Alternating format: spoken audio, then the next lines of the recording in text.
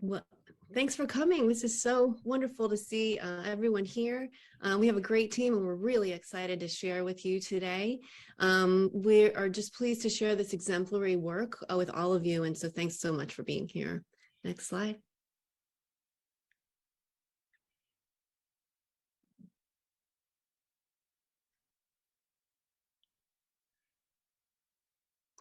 The title of our session is called Pulling It All Together, Multiple Resources in One Design Framework for Curiosity and STEAM Learning.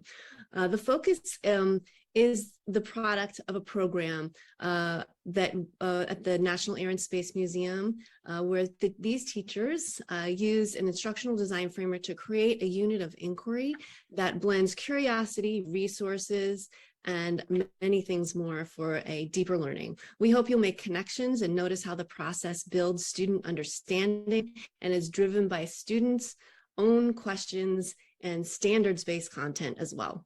Next slide.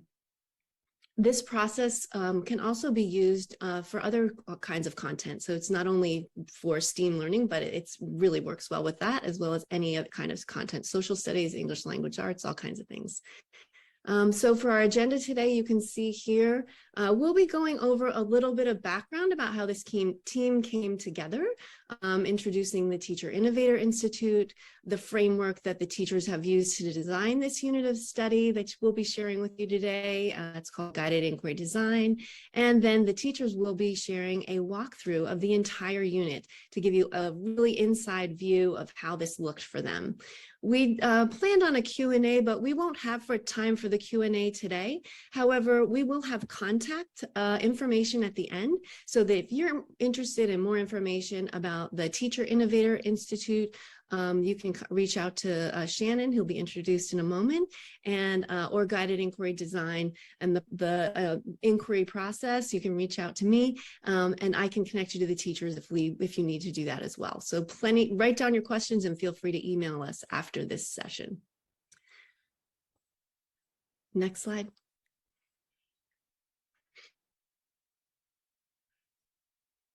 All right.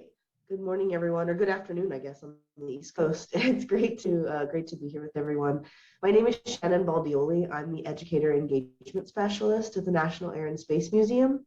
My job here mainly consists of teacher professional development, and we are in the midst right now of the Teacher Innovator Institute, which is a program that we've been running at the National Air and Space Museum for the last 4 years. Almost, this is our 5th year, I guess, of TII. The 3 amazing teachers that you see here are participants in TII. 2 of them are actually downstairs at the museum right now. We began the program in 2018 as a professional development intensive for middle school STEAM educators, and have cohorts that return for 2 years in a row to build on their ideas about authentic learning, to collaborate with teachers from across the country, and get new ideas for their classroom. So we were off for 2 years during the pandemic, and this project that Dru and Theresa and Jessica and Leslie are going to talk about today is a project that actually came last year during our virtual summer, where since we couldn't sit in a room together and develop content, everyone kind of worked across time zones to do so. And Dr. Leslie Maniotes, who will introduce herself a little further in a moment, is a fantastic consultant that's been working with us on helping teachers learn a little bit about different frameworks in which we can plan lessons and units. So I am happy to, and my contact information will be at the end, share more information about TII, the Teacher Innovator Institute. We'll have applications opening for teachers later this fall. We're wrapping up our last week of TII right now. So Dru and Theresa and I will do some more stuff this afternoon. Jessica's back in Kansas as of last week, but we will have more teachers next summer. Would love to see some folks who are watching apply to the program. And I'll kick it over to Leslie to kind of frame this project up and talk a little bit about what we all did last summer together. Thanks, Shannon. Yeah, so I'm Dr. Leslie Maniotes. I'm co-author of Guided Inquiry Design, which presents a new way of learning from students' curiosities in this new age of information abundance. As I said earlier, it uses students' curiosity and careful design embedded technology, digital resources, and print resources like the Smithsonian Learning Lab, that digital resource, and museum resources, all kinds of things that we can use today for lasting and deep learning. I was just absolutely thrilled, and it's been amazing to partner with Shannon to bring this framework to the Teacher Innovator Institute, and we've used it in a lot of different ways across the years, and this one that we're sharing with you today is really exciting and shows what potential collaborations can happen within this virtual context. So we're really excited to share this exemplary unit for you. It's one of many that were created in last summer during the Institute, and we're just thrilled to share with you. So next slide, please. This is going to be a little bit about the Teacher Innovator Institute. So yeah, so Shannon, if you want to add any more remarks about that. Yeah, so we, as I said, we bring together STEAM educators from across the US. We mostly focus on middle school educators, but our folks span K through 12 and some in post-secondary applications as well. We have teachers that do just one letter in STEAM, teachers that do all of the letters in STEAM, folks that are kind of moving all around. So it's a really wonderful opportunity for teachers from across the country in different types of schools and different grade levels to collaborate with one another. We focus a lot on authentic learning and what that means to each individual teacher. So we talk about using authentic technologies and tools for students to gather data. Obviously, we're in an amazing museum and around an amazing museum complex. So we talk about objects and what it means to bring object-based learning and object focus into the classroom, and also what it might mean to take your students out into the community, into museums or other informal learning institutions.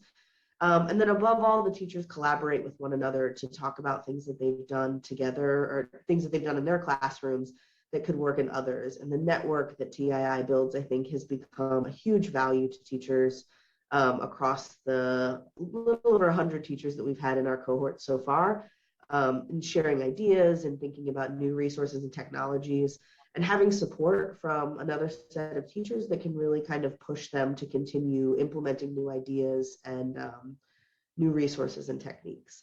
So it's been absolutely wonderful to have folks back on site after 2 years on hiatus.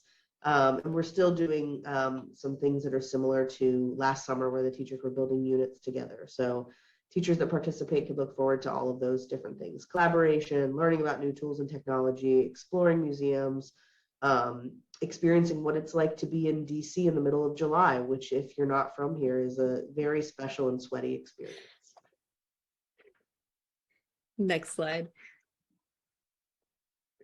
And so pulling it all together, thanks, Shannon, we had a lot of fun this summer. We actually did an immersive inquiry experience with a space shuttle in the group a couple of weeks ago. It was really, really fun.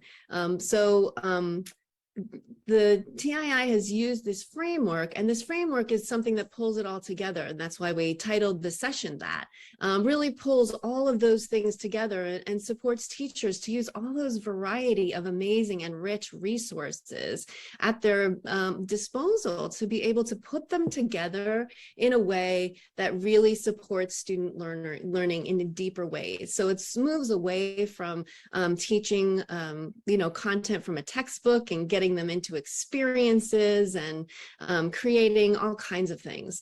So the guided inquiry design framework was employed to design the unit that the teachers will present today. This framework is based on research on human information behavior that has become a leading theory in information science because it helps us understand how all people learn from information.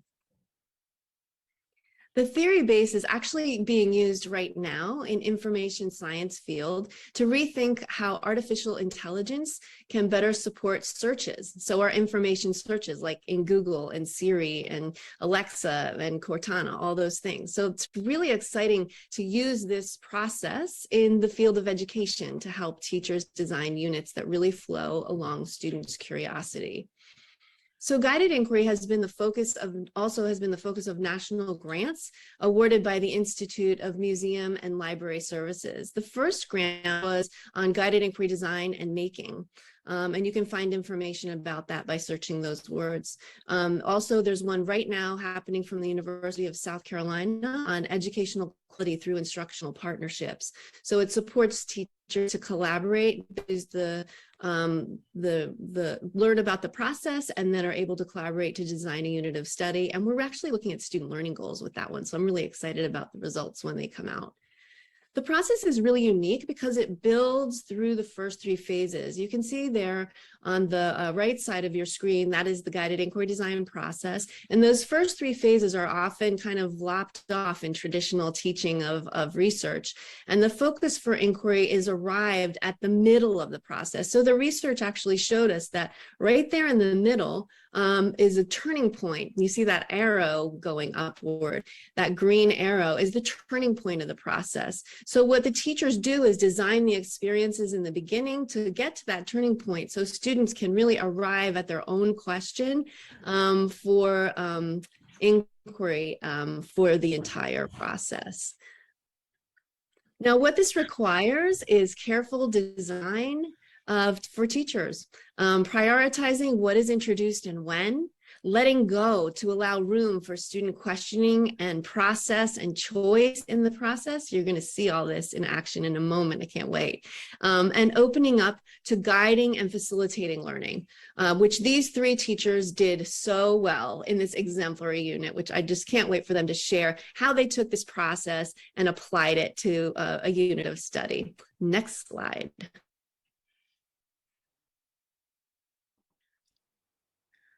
So yeah, we're going to have the teachers introduce themselves. Hi, I'm Theresa Robertson. I teach at Platte City Middle School. I am outside of Kansas City, Missouri. I've been teaching for 20 years, mainly with earth science for 6th graders. But after my summer session at the Teacher Innovator Institute in 2019, I changed to a Project Lead the Way position, which is a STEM program that we've adopted. And I did this unit of study with my design and modeling class, which are 7th graders who are focused on engineering. Hi, I'm Jessica Sadler. I teach at Oregon Trail Middle School in Olathe, Kansas. I primarily teach earth and space science to 6th grade, and then I also run an all-girls STEAM group that serves a little over 100 young ladies consistently, and that's 6th, 7th, and 8th. And this project I did with my 6th grade earth and space science classes. Hello everyone, I'm Dru Humphrey. Next week I begin my 11th year teaching. I've spent the last 2 years teaching 7th grade science for Oklahoma City Public Schools. I have the distinct honor of getting us into the first few phases of our unit. So if we can move to the next slide, we'll begin. Our unit is called Exploring Human Design Effects on Heat Islands. And what we did is we took the guided inquiry design framework and we found an interesting phenomenon that we were interested in, heat islands, and we have built our unit around that. If you'll take us to the next slide, that's where we begin with students on our driving question. So just to get kids kind of oriented to the unit at the very beginning, we asked the question, how does human design affect temperatures nearby? And to get them started, we are going into the open phase on the next slide. This phase of the guided inquiry design process, we want to get children engaged with something hopefully new to them and interesting. We want to invite them to ask a lot of questions and to develop their questions as they go, getting more specific, more precise, and we want to stimulate their curiosity.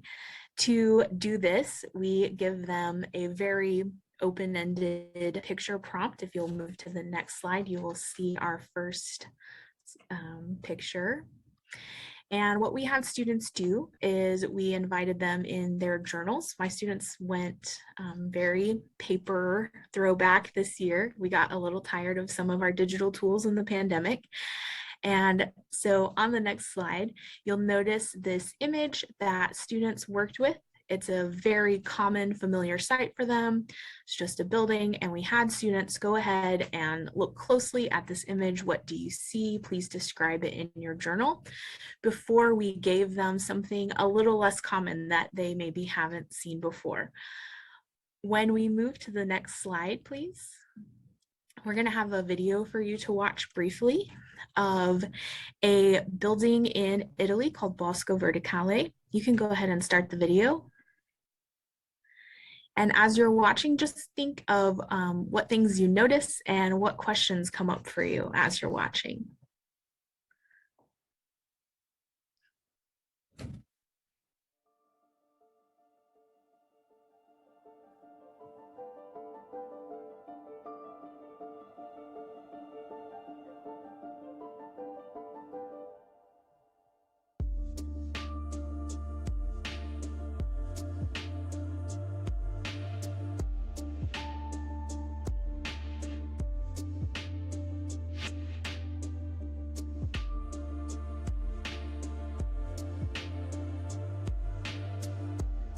So as students are watching this video, they recognize that there are plants all over this building, and they have lots of questions. Why are they doing this? What's the point? Do people live in this building? Do people work in this building? My students were very interested in whether or not this got lots of plants nearby.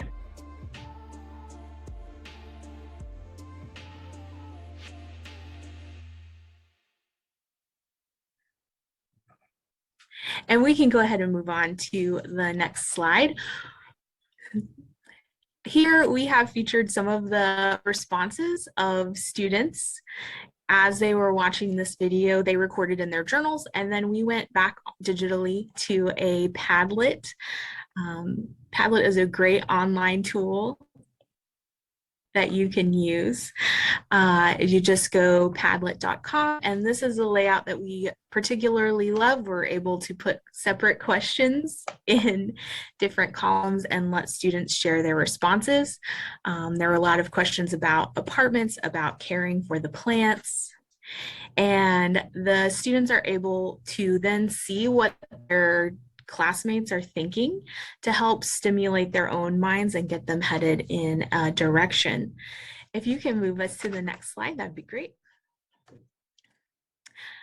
You're going to see this slide several times throughout our presentation. This is just a moment where we pause for our students to go back to their journals to develop new questions. Once you've seen something new, what did it spark in your brain? And make sure that you're getting all of that recorded. You'll see this slide several times because our students are journaling very often in our class. So once we had that opening experience, that gets us to our next phase of guided inquiry design. If you'll move us to the next slide, we're heading into the immerse phase. In the immerse phase, what we're trying to do with our students is help build background knowledge and connect this like new interesting phenomenon to the content that we're hoping to head them towards. Of course, this is inquiry based, so sometimes their inquiry goes in a lot of different directions, and that's great. And we also want to emphasize ourselves as a science community, how we can help one another learn and grow. So on the next slide, please take a look at this image. To our students, and we ask them to record in their journals. What do you see, and what kind of meaning do you think it has? Again, students can work on this in their physical journals, or they can be sharing those responses online. This was a real quick moment in my class, so we like skipped our paper journals that time, and we only did digital resources. Some of our favorites are Padlet, which we've already shown, and Jamboard, which is a Google product. And Microsoft has a very similar product called Mural, where you give students a whiteboard and they're able to put on virtual sticky notes with their responses. On the next slide, you'll see a few of our students' initial ideas about this image. Some students jumped right away to thinking it was a graph. We asked them a quick follow-up question like, what should the label be on the y-axis? And our students thought that maybe it was about population, perhaps it was about the height of things. Some students remembered that we were talking about heat already, so they thought maybe it had to do with temperature. And so we give them another image on the next slide. And in this image, students start to see that there's both day and night, and both times of day, there's this little orange bubble over the city.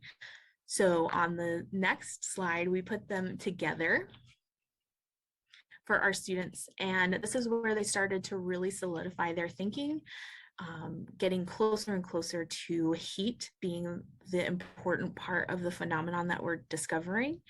And we wanted them to really focus in on those guiding questions. Why is there possibly more heat in the city? And they started brainstorming some ideas. If you'll take us to the next slide, please. Again, before we formally introduced them to heat islands, we wanted them to record in their journals the new things that have come to their minds since they've looked at these images. And on the following slide, you can go ahead and advance us forward. We have a NPR video. We do not have time actually today to watch this video, but it does explain a little bit about heat islands and how the human designs, all the concrete, the pavement, and the buildings work to hold in heat, and then those cities stay hotter longer in the evenings. And so it's a good way to help students kind of understand the phenomenon itself to launch them into their project. On the next slide, we have a few standards from the next generation science standards that connect to this project. If you're working in a design and modeling class like Theresa, the first one where you're designing a method to monitor or reduce heat is a great way to go. My students were in the middle of a climate change unit when we did this as kind of an interlude, and it made them more excited to learn their information. So we went with the third standard, how to use evidence to explain the changing temperatures. And this gets us to the third phase where students really start to get their hands on, and I'm going to turn it over to Jessica. Awesome. Thank you so much, Drew. So the explore phase really becomes what do we know and where do we go with this information, and the ability to ideally collect authentic data that can answer some of these questions that students are just popping off one after the other that they have. So for us, the Teacher Innovator Institute, which was mentioned earlier, we received these PocketLabs, and hopefully you can see that. Incredible tool, completely has changed the way that I deliver science instruction within the classroom. And so for us, it became, well, let's explore these ideas and these questions that students have had, taking a look around our environments and taking a deeper dive. For my students, we focused a little more heavily on patterns in celestial bodies because of the Earth and space science component. So we took it from a global perspective down to a local perspective. And by doing so, we began by having actual globes and putting the PocketLabs on those and looking at the patterns within seasons and the temperatures related to those seasons and why, based on positioning of the globe, positioning of where we are at that time of year, things like that. If you'll advance to the next slide, please. Super. At this part, students kind of start to think about, okay, well, what other questions can we have and what other information do we really need? That way we have data that we're collecting on our topics and ideas. Concrete is where we started, particularly because for my students, it's everywhere, much like everyone else's. We've got roads, our buildings, all of that. And so most students are very familiar with concrete as a building material. So that's why we began. And so when they're looking at this image, we talk about, well, where can we find concrete? And my students are giving some of those very traditional answers that I just mentioned. And then we take it to the next step of, okay, well, what would be the positive and negative effects of concrete? Because everything has pros and cons. And so the blue highlighted hyperlinks that you see there, those were articles that we did. We won't look at those today, again, for sake of time, but one really highlights some of the, again, benefits and advances to using concrete. And then you have the other article that kind of gets into some of the other aspects of why it might not be the best or the only option to use. You'll see that next bullet point, we did take some note collection in those journals that Dru mentioned and referenced earlier. Our students did that as well, and again in a paper format, but you could obviously do digital.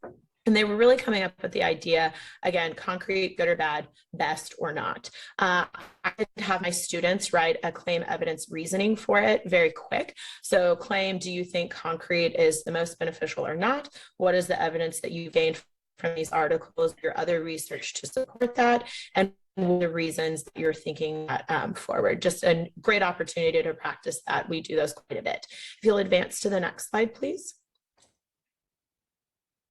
Awesome. Okay, and then this map is really where we kind of continue this explore phase. We've already addressed this one thing element. Now students are at this local perspective. So we've looked at it globally. Now we're looking at material composition, and now we're looking at where we are and what is close to us. So the image that you see here is actually Kansas City, Missouri.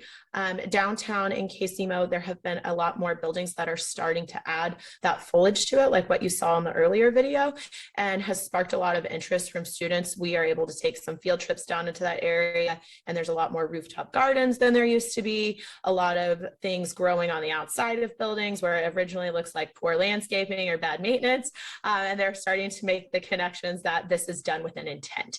And so as you look to this side, students are kind of understanding that all these different elements that they could potentially use do produce a different heat source. So what things seem to intensify heat and what are seeming to reduce that heat impact. If you'll advance to the next slide, please.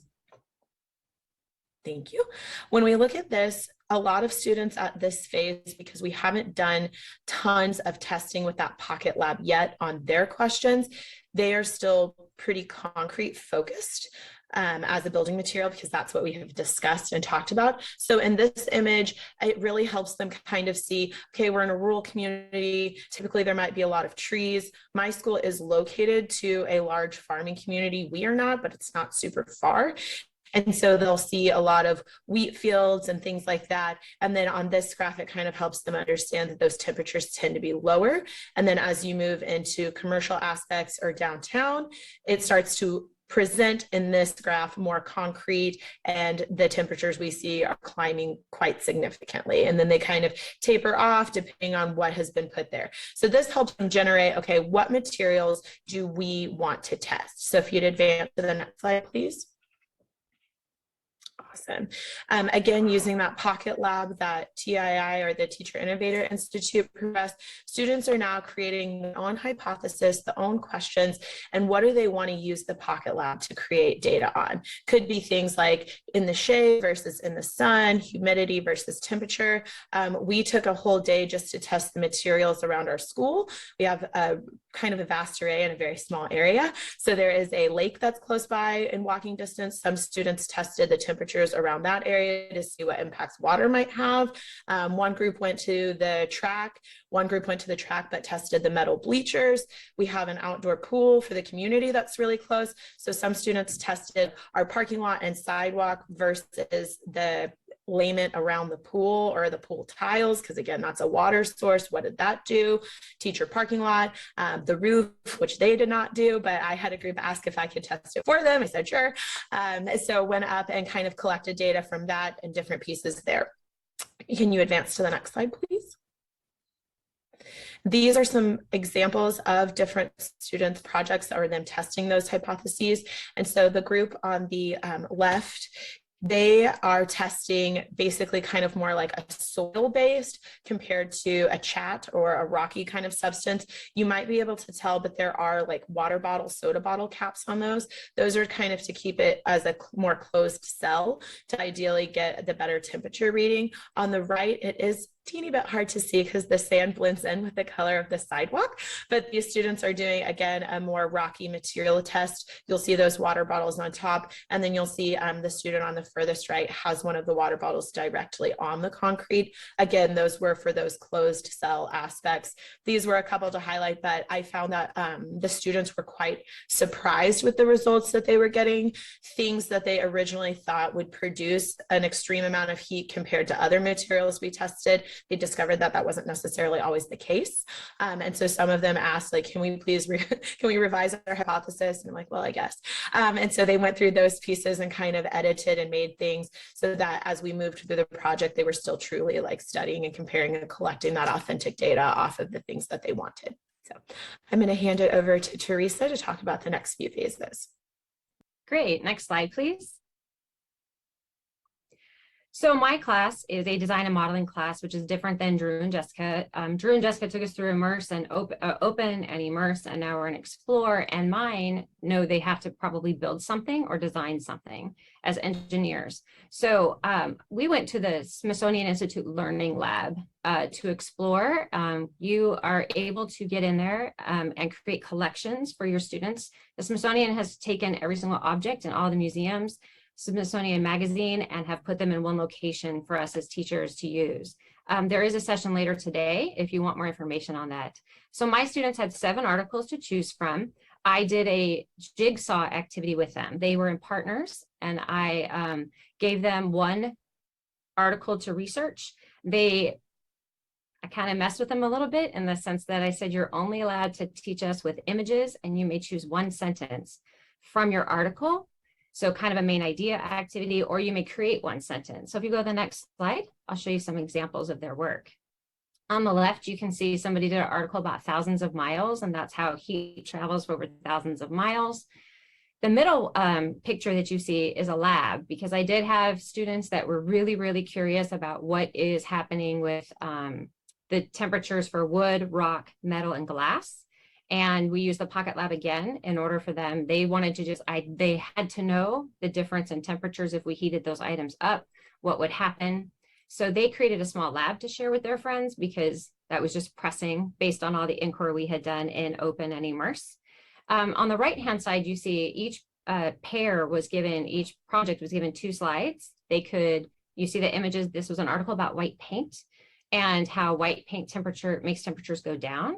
And so they used, you can see infrared imaging. They taught the class about infrared imaging, and those were examples of their work.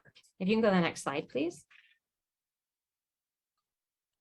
Again, as soon as the presentations were over, we're back in the inquiry journal. Ask any questions, writing down any thoughts you have, anything you want to research further is what we do in the middle of each of these chunks. Next slide, please. Then we get to identify. And identify was where we are going to now pause. We're going to go through, we're going to look at all of our questions, and we're going to kind of find a focus, decide our direction. And if you'll go to the next slide. I did this in a gallery walk type of situation. So my students have this inquiry journal. They now have 3 pages of questions they've written over the past several days. And they were able to go around. I put up chart paper, so they were able to go around, and I wanted them to pick the 2 that meant the most to them. What do you think is the most interesting that you would like to know further? And write them on these boards and on the chart paper. And the reason I chose that is I have 3 classes of 7th grade, and every single class after Open and Immerse went a different direction. Some were obsessed with that Italian building that was covered in plants, and that whole entire class kept talking about it.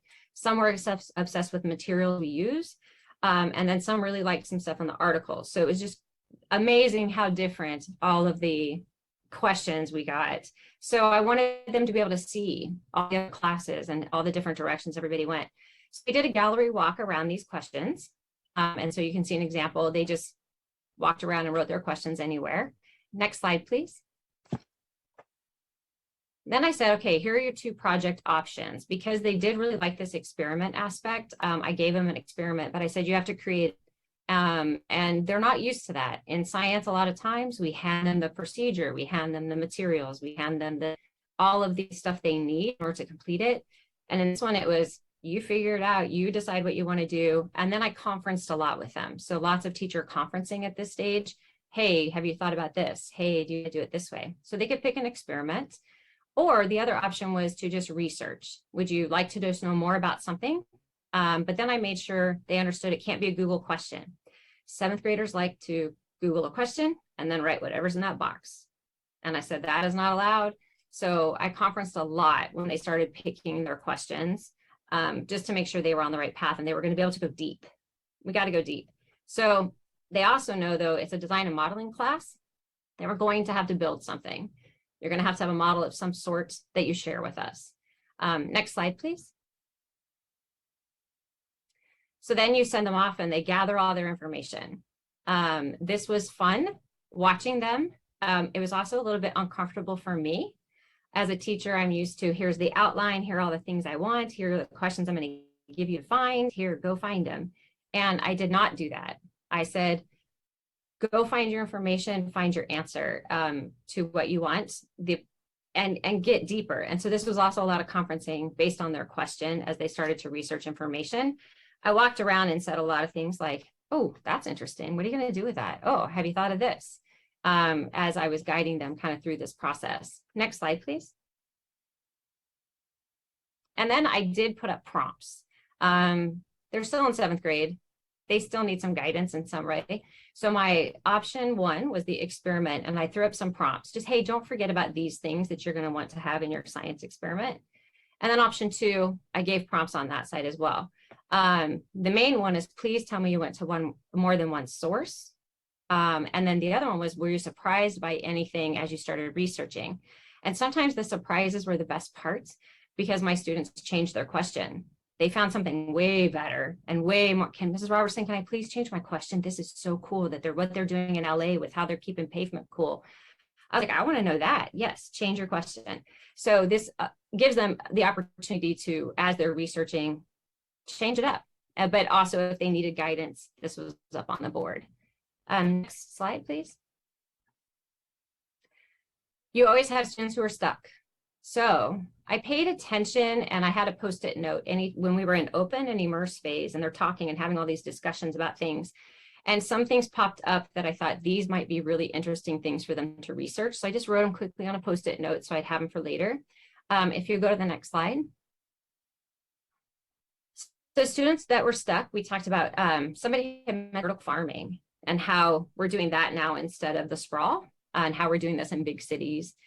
And I said, okay, that's great. You can research that, but make sure it comes back to heat islands. You have to bring it back to heat islands. And so that was one of the options. I also have students that have accommodations, and I was able to help them with these inspiration slides, kind of come up with a topic because that was difficult for them. Next slide, please.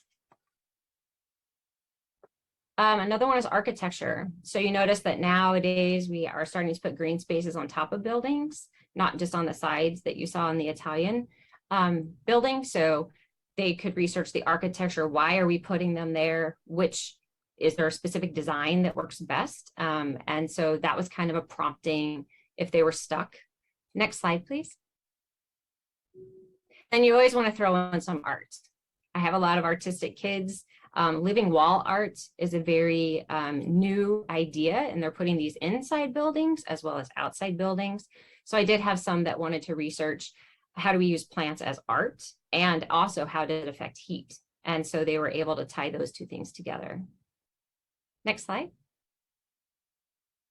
Then we get to create. So we've opened, we've immersed them, we've explored everything, we've identified the question we want to research, we've gathered all of our information. Now, what are we going to create and show the class? And I focused a lot on, you have to teach us something. I don't want to know about the dinosaur you talked about in pre-kindergarten. They like to bring that, oh, can I just use that research? You know, they like to go back and just bring something they've already done. And I said, no, this needs to be something that is new. Next slide, please.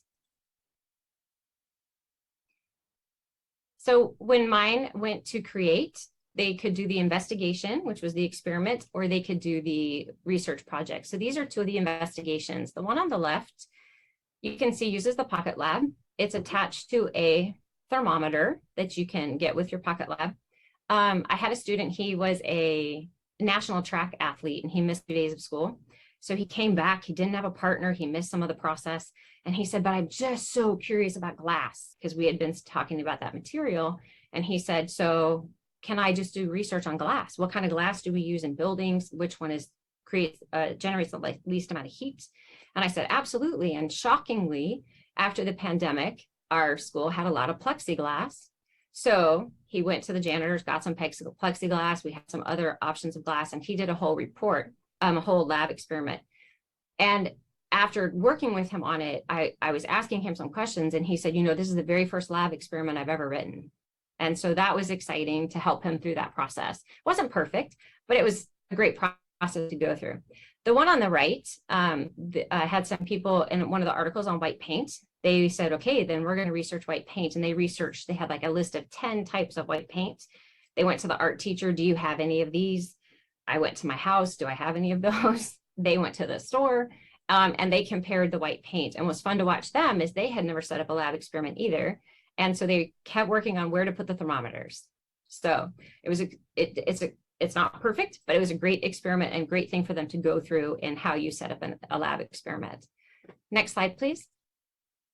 And then students that had to do chose to do the research had to still give me a model representation. The one on the left is kind of a museum piece that they decided they were really curious about the flowers.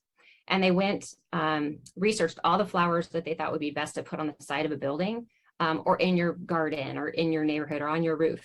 And they created these flowers and they put little tags underneath and talked about each one with the name and the scientific name on them. And then that was their presentation. But then I also have students who know how to do 3D design on the computer. And this is using a program called SketchUp. So the one on the right, they were into how do you lay out a city and where would you put your buildings? And they made all their buildings white and then talked about how they needed the space between each one for the heat to be released. And so that was part of their project. They could do that. You can also use Tinkercad if your students are familiar with that. Next slide, please. Then they got to share them. And I said, we want to learn from you. We want everybody to learn something from you. So just think about how you're organizing your presentation and make sure you include your model. Next slide. I let them do anything as a presentation. I don't give, you have to have this, you have to have this. I don't give any of that. I say, just teach me something. And a lot of them choose slides, but then I say, okay, then please go into Slides Carnival and find a better template, not these generic templates that come with Google Slides. And then some do movies. They prefer to do it and practice it and record it and then just show the class because they get nervous live. Some did just a poster. They wanted a piece of chart paper and they wanted to create a big poster for it. And they stood up there and talked about it with their model. And then some people just had postcards and they had their model sitting next to them and they just needed the postcards to prompt them on what they wanted to make sure they told us. So my presentations are very free and they can choose anything that they want as far as presentation goes. Next slide, please. But I did a new thing this year with this in the sense that now how do I engage the audience with this whole entire process and how do they give feedback to each other instead of it just being out loud in class and verbal.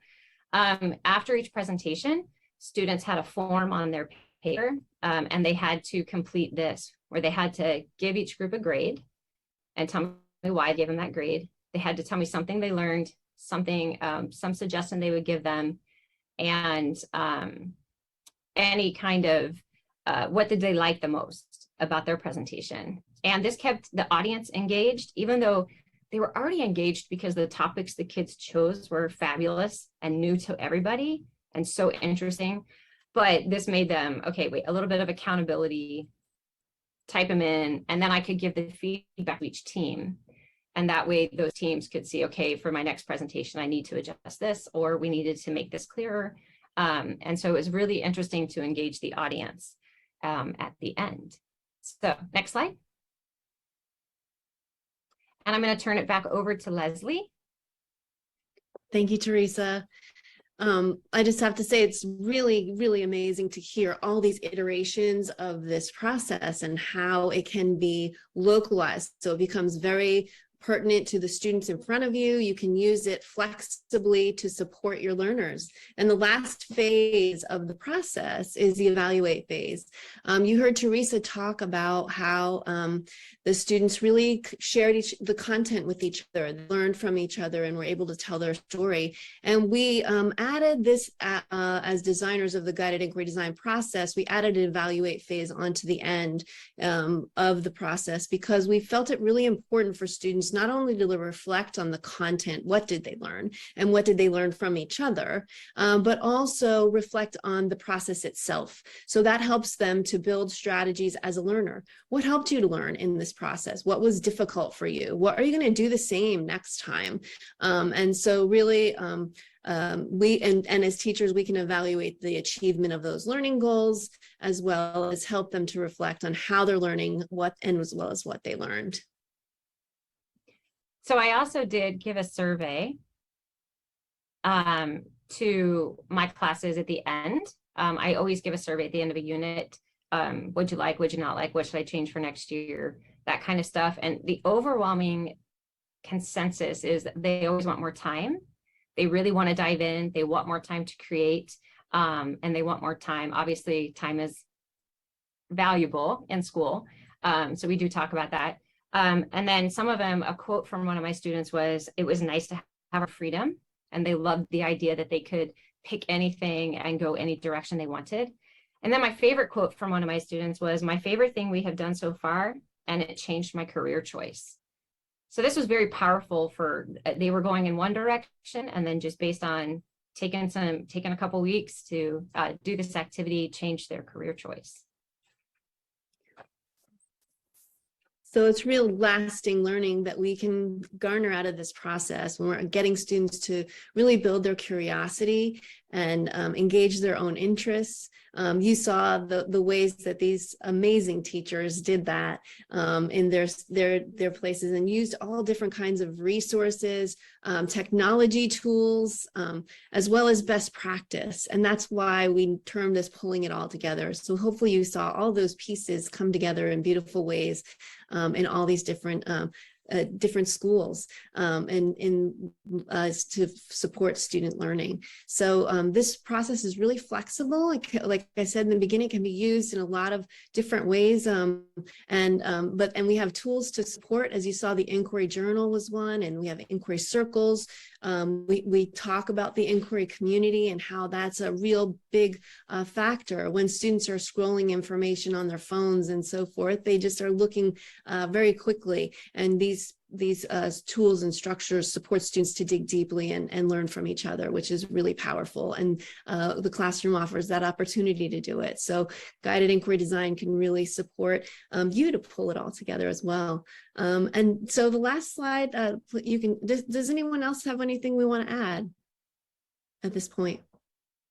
I just want to thank, first of all, you can skip to, yeah, that one. I just want to thank these three teachers who did an amazing, professional, unbelievable job, not only applying this framework to their work, but in preparing this presentation for you. I am so inspired by them, and I'm so inspired by what they were able to accomplish here. And it just absolutely makes my heart sing. And I'm just so thrilled to be able to share this with you today. Now, Shannon and I both have our information here. So if you'd like to reach out to Shannon to learn more about the Teacher Innovator Institute, I mean, you heard about the resources these teachers had. They got that. They learned about objects in museums. They learned about the guided inquiry design process, but so much more, get so much in that program, and Shannon is amazing in leading that and supporting that work. So if you want to join in the fun, there's Shannon's information. You can also find out about that online. It has a great website which tells all kinds of information. And then guided inquiry design, if you want, I do the professional development for guided inquiry design. If you'd like to learn about this process and implement it in deep ways in your practice as well, please feel free to reach out to me at that email. So thank you all for being here. Last words, anyone? Thanks so much.